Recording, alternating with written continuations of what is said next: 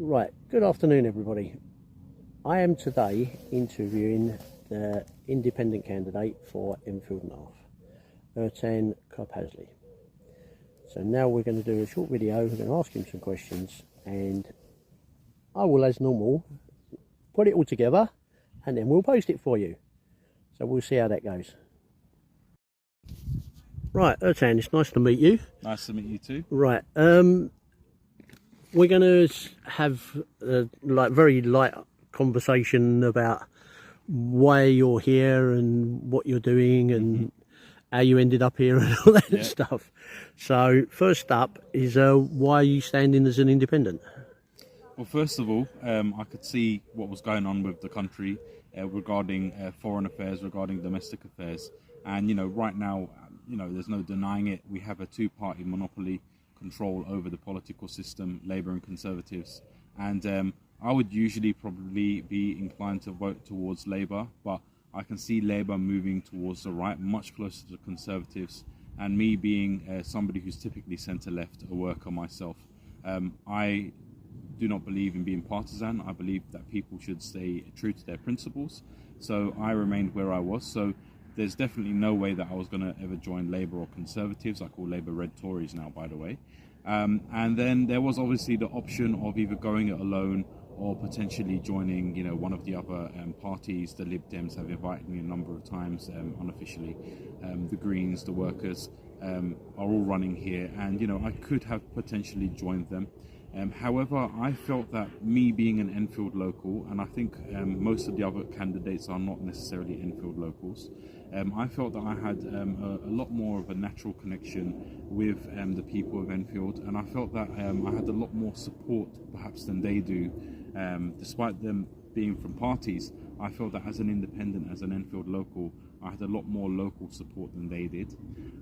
So I actually felt that I could probably make a bigger impact running as an independent.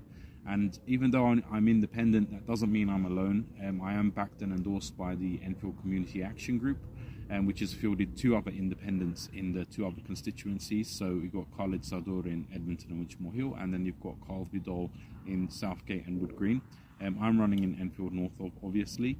And the Enfield Community Action Group did reach out to, as far as I'm aware, the Greens and the Workers' Party in order to field a joint independent candidate, in order to not divide the left-wing vote among themselves.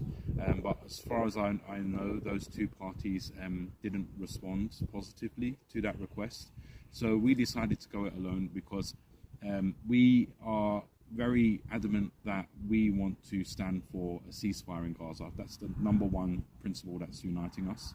And we feel that even though some of these other parties do believe in the same thing, us being independent gives us more control over our campaign. And we do have a long-term plan here. There is a long-term strategy in place regardless of the result of this election. And we've not had much time, obviously, to prepare. Rishi Sunak announcing a snap election within 6 weeks of the announcement. So it was literally just about us getting the ball rolling. We didn't have much time to consult with other parties. We didn't have much time even to consult within ourselves. We just had to hit the ground running. And, it's been, 3-4 weeks into my campaign now. We've got like 3 weeks left. We've just, been leafleting, campaigning. And we hope that even if we don't win on this occasion, and we do know the difficulties of running as an independent, but even if we don't win on this occasion, this will be a nice introduction of us to the constituents of Enfield. And hopefully in future elections, by the time that comes around, we'll be much more prepared, we'll be much more well known and much more ready to make the impact that we want to make. So in a nutshell, that's the reason why I've decided to go independent. But yeah, I do wish the best of luck to any party that is standing up for Gaza. The number one objective here that we all have in common is we don't want the Conservatives or Labour to win. So best of luck to everyone and may the best candidate win. Right, thank you for that. Can you tell us how you've actually got into politics? Well, first things first, I'm not a politician. The first time I'm ever doing anything like this in my life. I'm 37 years old. Typically, throughout most of my career, I've worked in journalism. I spent a significant time working abroad, actually, covering more human rights kind of issues and international news. And then I returned back to this country in 2019, and I spent a period of time working for My London, which is an online news portal focusing on more local issues and local stories from everyday people across, the capital. So I think probably at that point where I started to mingle more with, the everyday working person and hearing their stories and hearing what they were going through, and of course me myself living in Enfield and experiencing a lot of these things myself, I started to gravitate more towards actually getting involved in more local politics. I have been working within a number of community groups in Enfield and beyond, mainly in North London, regarding whether it's educational or sporting projects. I've done that, I'm quite well known, to be honest, within certain circles of the Enfield community. So I saw this upcoming election as an opportunity that I should really seize, and I actually put my name into the hat probably around March, assuming that the election was going to be held at some point later in the year.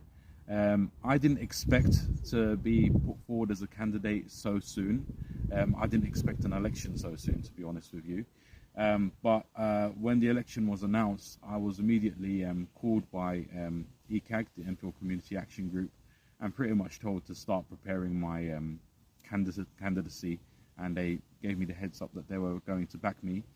And I think it was the 29th of May, we called a kind of public assembly, and we've got together a couple of locals from different parts of Enfield, where 3 candidates were presented from ECAG, me being one of them for Enfield North. And with a show of hands, I think there was about 100 people there, probably about 80 of them raised their hand to approve of me as a candidate. And that was literally my official initiation into politics. And from that moment, my phone just kept on buzzing. It didn't stop, and it's not stopped for 3 weeks now. So I've officially been in politics now for 3 weeks, but I've been gravitating towards it for a long time. Of course, being a journalist, I've always been interested in current affairs. And, we'll see how this election goes, but this is definitely something I can see myself in long term. And I hope if I actually become an MP, that I can remain as an MP for the rest of my working life, with the support of the Enfield population. Okay, thanks. Right, thank you for that. Can you tell us, how well do you know Ponders End? Well, technically my registered address is still in Edmonton.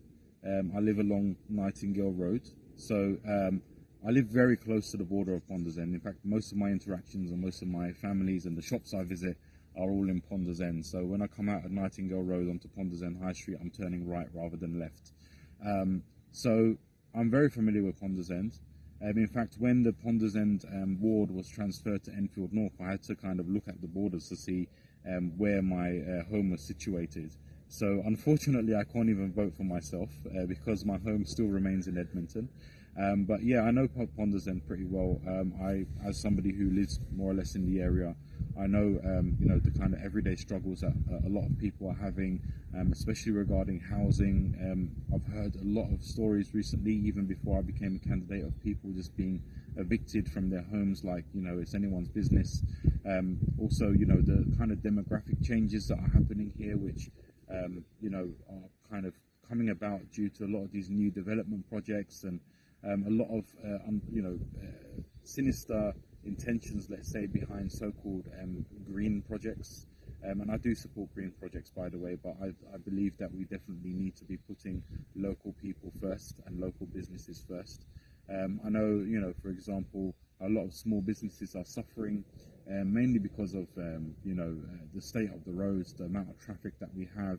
I know I'm very familiar with the whole HMO situation, which has led to a kind of explosion in population numbers recently, which is adding towards that traffic as well. Not to mention the ridiculous things that they've put on the high street. I don't even know what they're called anymore, but I don't really know what the purpose of them are. I think we're all upset about it. I mean, are they even zebra crossings? Like, what's the rule? It seems that the neither pedestrians or drivers know. I have no idea. Yeah, neither. I mean, just the other day, a couple of my family members were crossing at those whatever crossings they are, and they almost got hit by a council truck which was reversing into the crossing while there were pedestrians still trying to get across. So it just seems to be that, you know, it's not even in the highway codes. No one even seems to know like who has right of way. So there's a lot of untoward things going on. The fact that you know that, you definitely know about Ponders stemming from the council, right? And obviously I'm not running to be a council member. No, but I'm running to be MP. But if I am elected MP, then I will be in a position where I can kind of put a little bit of pressure on the council and just really ask them, guys, what's going on here? Because I think that's the question on everyone's mind. Seriously, what is going on here? You know, we're having certain instances of maybe even favoritism with certain individuals, where certain individuals are getting the right to complete construction projects. You know, permissions are being given within a month, and then other people are left waiting for months and years, only to be told no, they can't. So you know, there is a lot of untoward things going on in Enfield that run very, very deep, and somebody needs to be in the Parliament, be in a position of MP, and actually, you know, pose those questions and find out what on earth is going on here. And yeah, that's what I hope to do if I become MP. So we'll, as we've said that, we'll lead straight on to, do you think that Ponders End moving into Enfield North from the Edmonton is good or bad? I'm a bit on the fence about that one. I'm not sure if it's good or bad. If I become MP, it's definitely good for the people of Enfield, Ponders End, because I will definitely be looking out for them. But I think overall, it's not really a change that has taken place because whoever's made that decision is really thinking about the people of Ponders End. I think there's other factors at play here in terms of why Ponders End has moved over to Enfield North. And, you know, I'm not sure what those reasons are exactly. I think it's more to do with the fact that, you know, they need to balance out the constituencies in terms of population and, you know, kind of maybe use Ponders End, which is a very impoverished ward, unfortunately, to kind of balance out the fact that, you know, you've got certain parts of Enfield North, like such as Enfield Town, which are more kind of affluent, and kind of balance out the demographics in a way. I think maybe that's the intention. Don't quote me on that. So I think the decision is being more made for strategic and logistical reasons rather than keeping in mind the people of Ponders End. But I do hope that if I'm given the opportunity to be the MP of Enfield North, and Ponders End is obviously going to be part of my constituency, that I will put a lot of focus on fixing the issues in Ponders End specifically. Right. Right, and one of our final questions is, will you win or lose, how do you feel that you could support this community in the future? I mean, one of the reasons why I became a candidate is because I do have a long-term plan, and regardless of what the election result is. So if I win, obviously I'd be supporting Ponders End and the wider Enfield North community in a more direct way within Parliament. But if I lose, and I don't even like the word losing, I actually see it as having different versions of winning. I don't think there's any losers here through my candidacy. Either way, I will still continue to support the people of Enfield North and Ponders End specifically, just not in Parliament, more so on the streets. I have more time to mingle with more everyday people and everyday kind of community groups. And my candidacy in a way has maybe put me more on the map for people who might not have heard of me before. I was of course doing a lot of these kind of community projects before I was a candidate, but I was more well known in certain circles and not so well known in other circles. Now that I am a candidate, and now that people are seeing what I stand for and, you know, the kind of fruits that I can produce, I hope that I will build more relationships with certain other groups that maybe I've not had many interactions with.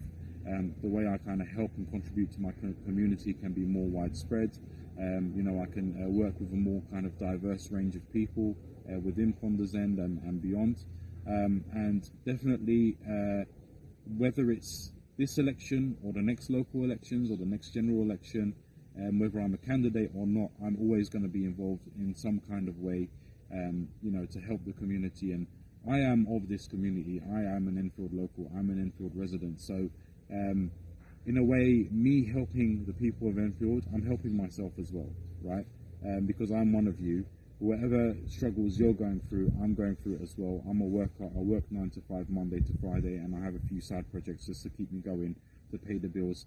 Hopefully one day, like everyone else in Enfield, I'll be able to afford to buy organic food instead of having to buy frozen food from Iceland and Asda and places like that.